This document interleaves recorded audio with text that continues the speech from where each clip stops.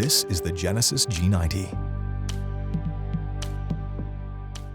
The Genesis G90 offers a driver attention warning system which can help determine if the driver is fatigued or distracted and provide assistance. This system is comprised of two features: leading vehicle departure alert and inattentive driving warning.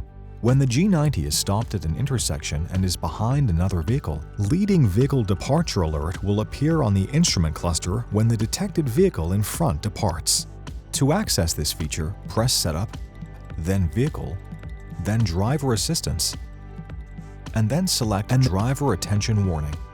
From here, check or uncheck the leading vehicle departure alert box to turn the feature on or off. Inattentive driving warning actively monitors the driver to help determine their current attention level. Should the system determine that the driver is too distracted or fatigued to drive, a chime will sound, and the gauge cluster will display a message suggesting that the driver take a break. To access this feature, press Setup, Vehicle, Driver Assistance, Driver Attention Warning, and then select or deselect Inattentive Driving Warning.